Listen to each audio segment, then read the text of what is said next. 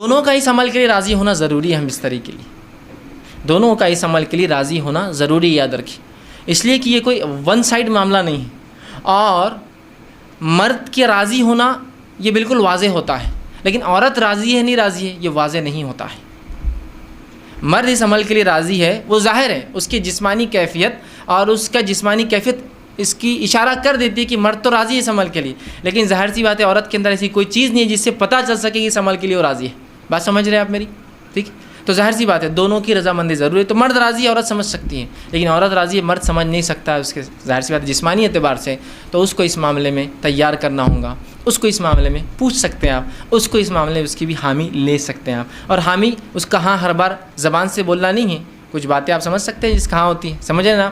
انسان کی آنکھوں کے اشارے، جسمانی ہوا جس سے انسان سمجھ سکتا ہے کہ اس کا معنی ہاں ہے۔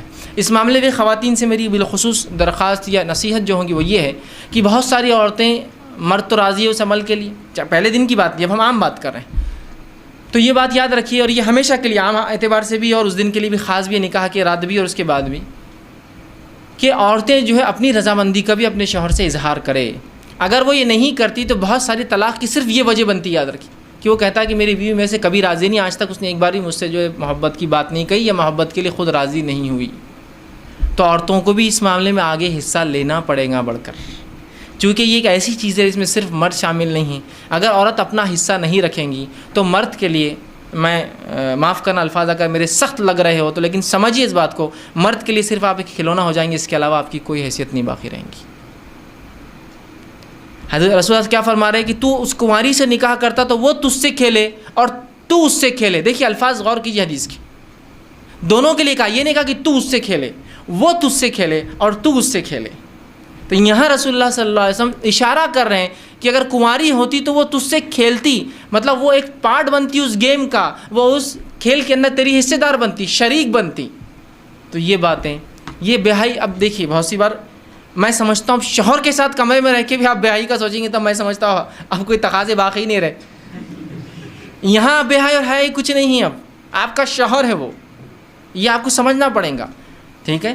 تو یہاں عورتیں اپنی رضامندی کا اظہار کریں، جو مختلف طریقوں سے وہ کر سکتی ہے، یاد رکھیے مختلف طریقوں سے کر سکتی۔ جب یہ عورتیں اس میں لیک کر جاتی ہیں، کمزور پڑ جاتی ہیں، تو مرد کو ایسی عورتیں پسند آ جاتی ہیں جو اس طرف اشارے کرتی ہیں اور مائل کرتی ہیں۔ جو بری عورتیں ہوتی ہیں، جو فحاشائیں ہوتی ہیں، وہ اپنی رضامندی کا کنٹینیوس اظہار کرتے رہتی ہیں۔ تو جب عورتیں ہیں جن کے لیے جائز اپنے شوہر سے جو کام کرنا، تو کیوں نہیں وہ اپنے اظہار کرتی، کیوں نہیں بتا رہی ہوں؟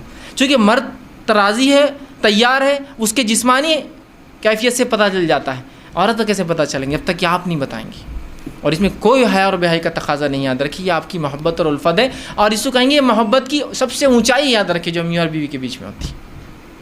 تو آپ بھی اپنی رضامندی کا ضرور جو اپنے شوہر سے اظہار کریں، ٹھیک ہے؟ ورنہ اکثر طلاقوں کی وجہ یہ بنتی ہے کہ بیوی، شوہر کا دعویٰ ہے کہ بیوی نے آج تک فلاں نہیں کیا، اور پھر وہ الزام لگاتا ہے اس کا سیکس کمزور ہے یا اس کی قوت باہ اس میں نہیں ہے، اور فلاں نہیں ہے اور فلاں نہیں ہے۔ تو وہ سب طرف کیوں جا رہے ہیں؟ شریعت نے آپ کو بتا دیا، رسول اللہ صلی اللہ علیہ وسلم کہہ رہے ہیں، اور ظاہر سی بات ہے ہر چیز کھول کر بیان کرنا ضروری نہیں، کیا اتنا کافی نہیں تو اس سے کھیلے اور وہ تجھ سے کھیلے، اتنا کافی نہیں ہے ہمارے لیے سمجھنا؟ کیا اور وضاحت چاہتے ہیں آپ پوری چیز؟ کیا پورا پکچر دکھانا چاہتے ہیں؟ کیا یہ بتائے تو ہم کو سمجھ میں آئیں گے؟ نہیں، اشارہ کافی ہوتا ہے، اور مومن کے لیے تو اشارے بہت زیادہ کافی ہوتے ہیں۔ عقل مند کو اشارہ کافی ہوتا ہے، لوگ کہتے ہیں، میں کہتا ہر مومن عقل مند ہوتا ہے، اور اس کو اپنے نبی اور شریعت کے ہر اشارے کافی ہو جاتے ہیں، وہ سمجھ جاتا ہے باقی کیا ہے۔ تو عورتوں کو بھی اشارہ اس حدیث کے اندر۔ بہرحال آگے بڑھیے، اب انسان جو ہے جمع کیسے کرے، یہ تو پہلے کا ہوا، اور کچھ باتیں نکاح کے لیے خاص اور کچھ عام تھی۔ اب نکاح کی رات بھی ہو سکتی ہے اس میں انوالو، اور ادر زندگی کا اور حصہ جہاں میاں بیوی ہم بستری کرنا چاہتے، اب جمع کیسے کرے؟ جمع سے مراد، جب میں الفاظ کہہ رہا ہوں تو شرمگاہ کا جمع ہونا اور ملنا اس سے مراد ہے میرا، یاد رکھیے، ٹھیک ہے؟ کہ انسان اسے اب جمع کیسے کرے، اس کے تعلق سے بہت ساری غلط فہمیاں ہوتی ہیں، انشاءاللہ آج اس کے ازالے کرنے کی کوشش کروں گا۔ اب انسان اپنی بیوی سے کیسے جمع کر سکتا ہے؟ آئیے اللہ رب العزت کا جواب اپنی کتاب، اس کی کتاب میں جو اس نے دیا اس سے ہم شروع کرتے ہیں۔ اللہ رب العزت فرماتا اور کہتا ہے، سورہ بقرہ سورہ نمبر 2 آیت نمبر 223، اور فرماتا ہے، نساء حرث لکم فأتوا حرثکم ان شئتم، کہ اللہ فرماتا اور کہتا ہے تمہاری عورتیں تمہارے لیے کھیتیاں ہیں، اور تم جس طرح سے چاہو اپنی کھیتیوں میں آؤ۔ تمہاری عورتیں تمہارے لیے کھیتیاں ہیں، جیسا ایک کسان اپنے کھیت میں بیج ڈالتا ہے تاکہ اس سے فصلیں نکلے، تو تمہاری بیویاں تمہاری اولادوں کے پیدا ہونے کی وجہ ہے نا، اس کے بغیر کیسا ہوں گا؟ تو تم جو ہے اللہ رب العزت فرما رہا ہے کہ تم جو ہے پھر جہاں سے چاہو وہاں سے اپنے بیویوں میں داخل ہو. ٹھیک. اب اس کے تعلق سے کیا واقعہ آتا ہے اس کے شان نزول میں رکھ دیتا ہوں, تو وہ پہلی بات بالکل انشاءاللہ جو آیت ہے وہ واضح ہو جائیں گے, کلیئر ہو جائیں گے. آئیے, جو ہے صحیح بخاری کی روایت ہے, جابر رضی اللہ عنہ فرماتے اور کہتے ہیں یہودی جو ہے یہ بات کہا کرتے تھے کہ آدمی اگر اپنے بیوی سے شرمگاہ میں اگلے حصے میں جہاں سے اولاد پیدا ہوتی ہے, ٹھیک ہے, وہاں اگر ہم بستری پیچھے سے کھڑے رہ کر کرے, پیچھے ہو کر کرے بیوی کے, سمجھ رہے آپ بات کو, کہ اپنے بیوی سے صحیح جگہ مطلب شرمگاہ کا اگلا حصہ اس میں ہم بستری کرتا ہے جہاں سے اولاد پیدا ہوتی ہے, لیکن پیچھے سے کھڑے رہ کر کرتا ہے, تو اس سے اولاد بھینگی پیدا ہوتی ہے. مطلب آنکھیں اس کی سکوئن جس کو کہتے ہیں, مطلب آنکھ ڈھلتی ہوئی یا دونوں آنکھ ڈھلتی ہوئی ہوتی ہے نا, بھانگا جس کو عام زبان میں کہتے ہیں, ٹھیک ہے, یہ بھینگا جس کو بولتے ہیں, تو ویسا پیدا ہوتا ہے. جب یہ بات صحابہ تک پہنچی تو صحابہ نے رسول اللہ سوال کیا, اللہ کے رسول, یہودی کہتے ہیں کہ ایسا اگر کرنے سے بچہ بھینگا پیدا ہوتا ہے, سکوئنٹ ہوتی ہے اس کی آنکھیں, ڈھلتی ہوئی ہوتی ہے, خراب ہوتی ہے, دونوں بیچ میں آ جاتی ہے.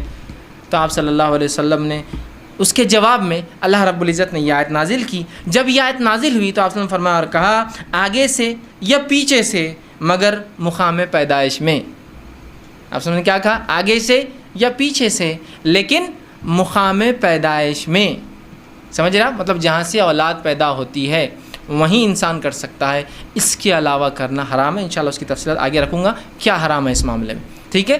تو چاہے انسان آگے سے ہو پیچھے سے ہو لیکن مقام پیدائش میں. آئیے دوسری روایت, عبداللہ ابن عباس رضی اللہ عنہ فرماتے ہیں, یہ ابو داؤد کی روایت, آپ نے فرمایا تھوڑی طویل روایت ہے لیکن بہت ساری باتیں علم کی اس میں آ رہی ہے اس روایت کے اندر, بالخصوص اس مسئلے کے تعلق سے.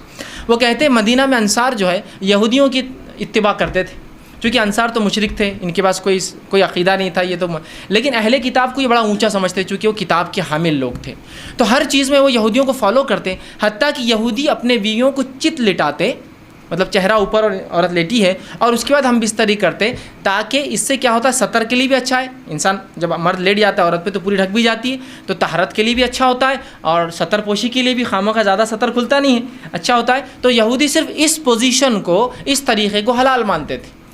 چونکہ انصار رسول اللہ صلی اللہ علیہ وسلم کے آنے سے پہلے, اسلام سے پہلے ان کو دیکھتے تھے, ان کو فالو کرتے تھے, اس معاملے میں بھی یہودیوں کو فالو کرتے تھے. کہ نہیں, یہودی بول رہے تھے اہل کتاب ہے, ان کے پاس ایک دین دھرم تھا جو اللہ کی طرف سے آیا, تو لہٰذا ان کو فالو کرنا چاہیے, تو اس معاملے میں ان کی بھی اتباع کرتے تھے.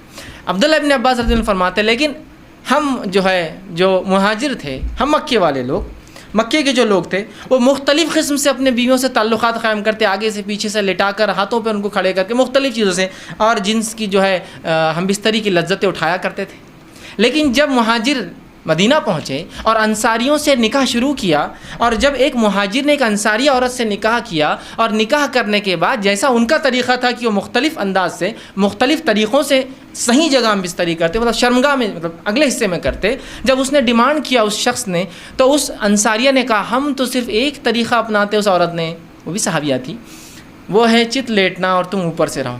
اس نے کہا ایسا کیوں, ہم تو مختلف چیزیں کرتے ہیں اس میں, جس کو عام زبان میں بہرحال آسن کہتے ہیں, لوگ بہرحال سمجھتے ہیں آسن کہتے ہیں, اس کو شاید سنسکرت کا لفظ ہے, یہ ہندی کا لفظ ہے. بہرحال تو ہم تو مختلف کرتے ہیں. تو انہوں نے کہا نہیں, میں تو یہ کرنے نہیں دوں گی. جھگڑا بڑھ گیا, اس نے کہا میں تو ایسے ہی کروں گا, اس نے کہا ہمارے پاس یہ طریقہ نہیں. اور بات رسول اکرم صلی اللہ علیہ وسلم پہنچ گئی, اور پھر یہ آیت نازل ہو گئی, تمہاری بیویاں تمہاری کھیتی ہے, تم جہاں سے چاہو. مطلب جو مہاجر کر رہے تھے صحیح کر رہے تھے, مختلف پوزیشنز ہو سکتے ہیں, لیکن اگلے حصے میں صرف پیدائش کے حصے میں انسان کر سکتا ہے. تو یہ روایت میں بہرحال بہت ساری باتیں آ گئی, اور بہت ساری باتوں کا جواز ہمیں مل گیا ہے. آگے آئیے, اب اس معاملے میں انسان جمع جو کرے, ہم بستری کرے, تو لیٹ کر سکتا ہے. لیٹنے میں جتنی پوزیشنز ہو سکتی ہے وہ استعمال کر سکتا ہے. شرط ایک ہی ہے, وہاں انسان اپنی شرمگاہ کو داخل کرے, عورت کی شرمگاہ میں جہاں سے اولاد پیدا ہوتی ہے, ٹھیک ہے, وہی ایک جگہ ہے. دوسرا بیٹھ کر سکتا ہے, جتنی پوزیشنز ہو سکتی ہے اس کے لیے, شریعت نے اس سے کوئی ممانعت کا اظہار نہیں کیا. لیکن سب سے بہترین پوزیشن اولاد کی پیدائش میں اور اس میں سازگار ہونے میں وہی ہے جو عورت کو لٹا کر کرے, اس لیے کہ اس میں سیدھا مرد کی شرمگاہ اوپر سے ہوتی ہے, اور اولاد کی پیدائش کے چانسز زیادہ ہوتے ہیں اس معاملے میں. بہرحال ٹھیک, اس کے بعد بیٹھ کر جتنے طریقے ہو سکتے ہیں, جتنی پوزیشنز ہو سکتی ہے, جس میں میں جو بتا رہا ہوں بات آپ سمجھ رہے ہیں کہ شرمگاہ مرد کی عورت سے ملے اور سامنے کے حصے میں, آپ کے لیے جائز ہے. اسی طرح کھڑے رہ کر جو کچھ ہو سکتا ہے, اس میں کوئی ممانعت نہیں ہے. کراہت ہو سکتی ہے, ناپسندیدگی ہو سکتی ہے, لیکن ممانعت کسی میں بھی نہیں, حرمت کسی میں بھی نہیں. بیٹھ کر, لیٹ کر, کھڑے رہ کر کچھ بھی ہو سکتا ہے. ابھی بات کا ازالہ میں کر دوں, بہت سے لوگوں نے عجیب باتیں لکھ دی, اللہ ان پر رحم کرے. جس کی وجہ سے امت کو خواہ ایسی مشکلات اور تکلیفوں میں ڈالا جو شریعت نے نہیں دی، کہ کھڑے رہ کر کرے تو اولاد لنگڑی پیدا ہوتی ہے، بیٹھ کر کرے تو اولاد فلاں پیدا ہوتی ہے، پیچھے سے کرے۔ آج بھی میں کہہ رہا ہوں کہ اگر کوئی لڑکا بہنگا آ جاتا ہے جس کی آنکھیں اسکوئنٹ ہو، اس کی آنکھیں برابر نہ ہو، تو عورتیں ایک دوسرے کو دھکا دے کے ہنستی مجلس ان کے ماں باپ نے کیا کرے تھے دیکھو بچہ۔ آج بھی میں کہہ رہا ہوں، کیسی عجیب بات ہے، شریعت کلیریفیکیشن دے رہی ہے، قرآنی آیتیں نازل ہو رہی ہے، اور اس کے بعد بھی کہ ہماری عقلیں، اب عقلوں کا کیا بھائی، علم کی کمی ہی یہ سب چیزوں کی وجہ ہے۔ لا علمی جو نقصان پہنچاتی ہے نا، وہ کوئی چیز، کوئی ہتھیار، کوئی دشمن آپ کو جو نقصان نہیں پہنچائیں گے نا، آپ کی اور ہماری لا علمی اسلام کے تعلق سے نقصان پہنچاتی ہے۔ بہرحال تو کوئی بھی پوزیشن اختیار کر سکتے، کوئی ممانعت کسی بھی پوزیشن کی ثابت نہیں ہے، ٹھیک۔ اسی طرح سیکنڈ چیز، ہم بستری کے اندر بیوی کو چومنا اور بوسہ لینا جسم کے ہر حصے کو جائز ہے، تمام اعضاء کو چومنا یا بوسہ لینا آپ کے لیے جائز ہے۔ اس کے مختلف طریقے ہو سکتے، وہ تمام جائز ہے۔ بوسہ لینے کے مختلف طریقے ہو سکتے، پورے جائز ہے۔ انسان جو ہے مختلف سر پہ لیتا ہے، پیشانی پہ لیتا ہے، گال پہ لیتا ہے، اور ہونٹ پر لے سکتا ہے، تمام جائز ہے۔ اس کے علاوہ جسم پر لے سکتا ہے، یہ جائز ہے۔ تمام جسم پہ بوسہ لینا اور چومنا جائز ہے، انکلوڈنگ ایوری تھنگ میں کہہ رہا ہوں، ٹھیک۔ اس کے بعد دوسری جو غلط فہمی ہوتی ہے، لوگ سوال کرتے ہیں، وہ یہ ہے کیا میاں بیوی ایک دوسرے کے جسم کو تمام حصوں کو ہاتھ لگا سکتے ہیں؟ تو ہاں، میاں اور بیوی اپنے جسم کے تمام حصوں کو ہاتھ لگا سکتے ہیں، انکلوڈنگ ملا کر اپنی شرمگاہ کا اگلا اور پچھلا حصہ لگانے میں اجازت ہے۔ اسی طرح میاں اور بیوی اپنے جسم کے تمام حصوں کو دیکھ سکتے ہیں، انکلوڈنگ اگلا اور پچھلا حصہ شرمگاہ کا۔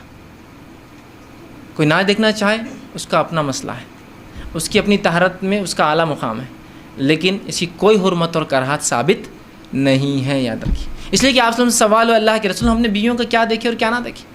تو کہا تم اپنے بیویوں کا سب کچھ دیکھ، اپنے بیویوں کا جو چاہو سب کچھ تم دیکھ سکتے ہو۔